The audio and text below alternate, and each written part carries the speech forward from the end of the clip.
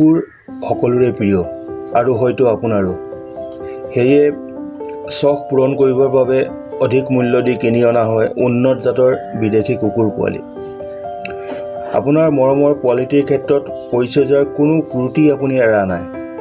প্ৰয়োজন অনুসৰি পোৱালিটিক পুষ্টিকৰ খাদ্য খাব দিছে, নিৰাপদ ঠাইত শুব দিছে আৰু প্ৰভু ভক্ত কৰি তুলিবৰ বাবে দিছে নিয়মিত প্ৰশিক্ষণ। ক্ৰমে কুকুৰটি আপোনাৰ পৰিয়ালৰ সকলোৰে মৰমৰ হৈ পৰিছে। তাৰ পাছত দেখিব আপুনি বা আপোনাৰ ছোৱালী বা ল'ৰাটো হয়তো কুকুৰটোৰ অবিহনে এখোজো আগবাঢ়িব নোখোজে। মৰমতে আপুনি কুকুৰটিৰ গাত হাত বুলাই দিছে, মৰমেৰে সাৱটি ধৰিছে, আনকি চুমা খাবলৈকো সন্তান হ'লে কুণ্ঠাবোধ নকৰে।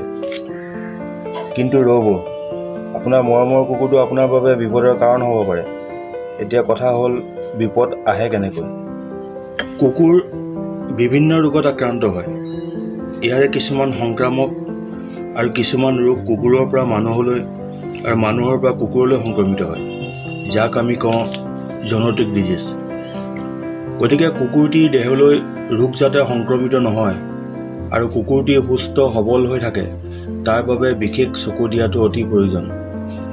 সাধাৰণতে কুকুৰৰ পৰা মানুহলৈ আৰু মানুহৰ পৰা কুকুৰলৈ সংক্ৰমিত হোৱা ৰোগবোৰ হ'ল ভাইৰাছজনিত ৰোগ যেনে ৰেবিছ বা জলাতংক ৰোগ, বেক্টেৰিয়াজনিত ৰোগ যেনে যক্ষ্মা ৰোগ, লেপ্ট'পাইৰ'চিছ, কৃমিজাতীয় ৰোগ যেনে হাকুটা কৃমি, ফিটা পেলু, যকৃত কৃমি কুকুৰৰ পৰা মানুহ আৰু মানুহৰ পৰা কুকুৰলৈ সংক্ৰমিত হয়। ফাংগাছ বা ভেঁকুৰজাতীয় ৰোগ যেনে খৰ আদি ছালৰ ৰোগে কুকুৰৰ পৰা মানুহ আৰু মানুহৰ পৰা কুকুৰলৈ সংক্ৰমিত হয়। মাইটজাতীয় পৰজীৱীৰ বাবেও কুকুৰৰ ছালৰ ৰোগ হয়। এই পৰজীৱীবোৰৰ পৰা মানুহৰ ছালৰ ৰোগ হোৱা দেখা যায়। কুকুৰৰ ক্ষেত্ৰত হোৱা আটাইতকৈ মাৰাত্মক বেমাৰটোৱেই হ'ল ৰেবিছ বা জলাতংক। এই ৰেবিছ কুকুৰৰ পৰা কুকুৰলৈ বা আন জন্তুলৈ আৰু মানুহলৈ বিয়পে। গতিকে জনটিক ৰোগৰ পৰা হাত সাৰিবৰ বাবে উল্লেখিত নিয়মসমূহ সদায় মানি চলা উচিত। নিয়মসমূহৰ ভিতৰত উল্লেখযোগ্য হ'ল, কুকুৰ থোৱা ঠাইডোখৰ সদায় পৰিষ্কাৰ পৰিচ্ছন্ন কৰি ৰাখিব। খাদ্য যোগান ধৰা বাচন বৰ্তনবোৰ পৰিষ্কাৰ পানীৰে চফা কৰি ৰাখিব লাগে। খাদ্যৰ লগত কেতিয়াও কেঁচা মাংস যোগান নধৰিব, কাৰণ কেঁচা মাংসৰ লগত পৰজীৱীৰ কণীৰ পৰা ওলোৱা পলু দেহত প্ৰৱেশ কৰিব পাৰে। বেমাৰ হোৱা কুকুৰক সদায় আন কুকুৰ আৰু ল'ৰা ছোৱালীৰ কাষৰ পৰা দূৰত ৰাখিব। কেতিয়াও আপোনাৰ কুকুৰটিক মৰম কৰি চুমা নাখাব।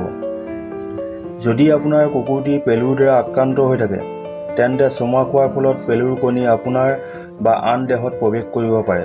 কেতিয়াও কুকুৰটিক আপোনাৰ মুখত, হাতত বা দেহৰ আন অংগ বা অংশত চেলেকিব নিদিব।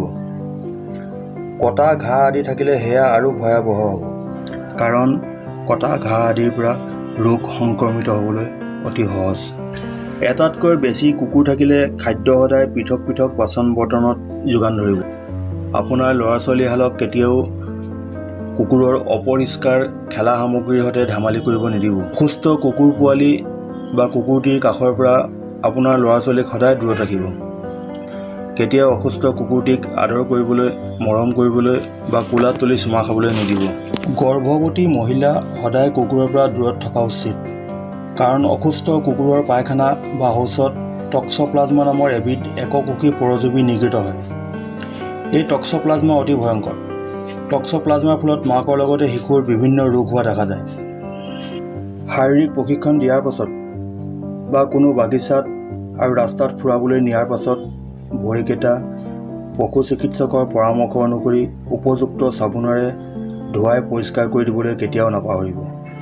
অসুস্থ কুকুৰটিক পৰিচৰ্যা কৰাৰ সময়ত সদায় সাৱধান হ'ব লাগে। কুকুৰটিক পৰিচৰ্যা কৰাৰ পাছত সদায় খাৰযুক্ত চাবোনেৰে নিজৰ হাত দুখন পৰিষ্কাৰকৈ ধুই পেলাব। উল্লেখযোগ্য যে পশু চিকিৎসকৰ পৰামৰ্শ অনুসৰি কুকুৰক সদায় বিভিন্ন সংক্ৰামক ৰোগৰ চিটা দিয়াৰ ব্যৱস্থা কৰিবলৈ কেতিয়াও নাপাহৰিব। ইয়াৰ উপৰিও কুকুৰটিক সৰুৰে পৰাই পেলুৰ ঔষধ খোৱাৰ ব্যৱস্থা কৰিব লাগে। ভিডিঅ'টো চাই কেনে পালে জনাব, লগতে ছাবস্ক্ৰাইব কৰিবলৈ নাপাহৰিব।